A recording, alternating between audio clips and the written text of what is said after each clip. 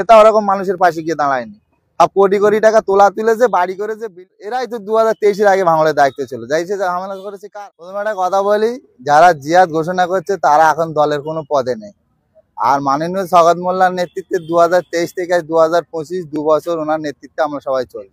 আমাদের ভাঙড়ের তৃণমূল কংগ্রেস যারা নেতা, অল লিডার, কর্মী সবাই এক ছাদের নিচে আছে, সেটা হলো মাননীয় সওগাত মোল্লার কাছে আছে। মাননীয় সওগাত মোল্লার নির্দেশে ভাঙড় চলছে, ভাঙড় চলবে। আমরা আরাবুল কায়দার তো বারবার বলছে যে ভাঙড় থেকে সওগাত মোল্লাকে তাড়াতে। আমি আরাবুল কায়দার কি আমরা চিনি না, আর ওসব তোলাবাজ নেতা। ভাঙড়ের দীর্ঘদিন ভাঙড় 1-2 মিলে তোলাবাজি করে ভাঙড়টা পুরো শেষ করে দিয়ে। আজ ভাঙড়ে তৃণমূল হারলো কেন, কাদের জন্য হেরেছে? আজকে দীর্ঘদিন তো আরাবুল কায়দার গোষ্ঠীদণ্ড দল করে রেখে দিয়ে তো ভাঙড়টা হারালো। অতএব আইএসএফ এর মদত দিয়ে ভেতর দিয়ে 2021 সালে কারা কার সাথে কোথায় লিঙ্ক করে, কোথায় কি দিয়ে, কোথায় মদ দিয়ে, কোথায় টাকা দিয়ে এরা দলকে হারিয়েছে। 26 আগে আমরাও দেখবো কে কাকে দেখায়। 26-এ আমরাও রেডি আছি। 2026-এ মাননীয় সওগাত মোল্লার নির্দেশে ও সওগাত মোল্লার মাথার উপরে মাননীয় মুখ্যমন্ত্রী মমতা ব্যানার্জি আছে ও আমাদের বস অভিষেক বন্দ্যোপাধ্যায় আছে। তারা যে নির্দেশ দেবে আমাদের দাদাকে, দাদা আমাদের যে নির্দেশ দেবে মাননীয় সওগাত মোল্লা মশাই, সেই নির্দেশে ভাঙড় চলবে। আজকের হঠাৎ 24 ঘন্টাও না, 12 ঘন্টার নোটিশে আজকের এই 3500 লোকের একটা আয়োজন, এসআর নিয়ে একটা আলোচনা হলো।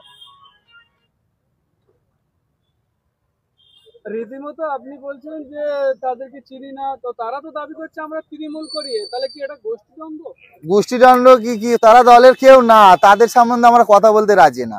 তারা যদি দলের কেউ হতো, দলে যদি থাকতো, তাহলে বলতাম তারা দলের কেউ। তারা এখন আমাদের দলের কেউ না, তারা এখন পয়সা সাইডে পড়ে আছে ভাগাড়ে। ওইসব নিয়ে আমরা মাথা ব্যথা করিনি। সামনের দিনে 2026-এ ভাঙড়ে কি করে জিতবে আমরা সেই দিকে এগোচ্ছি। সওগাত মোল্লা কোথায় খুনের রাজনীতি করছে, তোলাবাজি কোথায় করেছে, একটা প্রমাণ দেখাও, ফুটেজ দেখাও।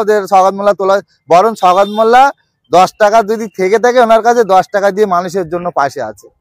ভাঙড়ে আজ পর্যন্ত কোনো নেতা ওরকম মানুষের পাশে গিয়ে দাঁড়ায়নি। সব কোটি কোটি টাকা তোলা তুলেছে, বাড়ি করেছে, বিল্ডিং করেছে, জায়গা কিনেছে, প্রমোটারি করেছে। 2023 সালে যে পঞ্চায়েত নির্বাচনে 7 জন খুন হয়েছিল, সব সওগাত মোল্লার জন্যই হয়েছে, এমনই দাবি করছে আরাবুল ইসলাম। আরাবুল কি, আরাবুলের নির্দেশে 2023-এ ভাঙড়ে খুন মার্ডার হয়েছে, সওগাত মোল্লার নির্দেশ হয়নি। সওগাত মোল্লা 2023-এ এসছে। ভাঙড়ে 2023-এ পঞ্চায়েতে কারা দায়িত্ব ছিল, এখন কারা দায়িত্ব ছিল ভাঙড়ে? ওনার ছেলে হাকিবুল, ও আরাবুল, কাইজার, এরাই তো 2023-এর আগে ভাঙড়ের দায়িত্ব ছিল, যাইছে ঝামেলা করেছে কারা? সওগাত মোল্লা ভাঙড়ে এসে খুন রাজনীতি 24 সালে জিতেছে, ও খুন মার্ডার এগুলো ভাঙড় থেকে দূর হয়েছে। ভাঙড় এখন শান্ত। ভাঙড়কে অশান্ত করার আবার চেষ্টা করছে। তাই দলকে বলবো অবিলম্বে ব্যবস্থা নিতে। আপনার পরিচয়? আমি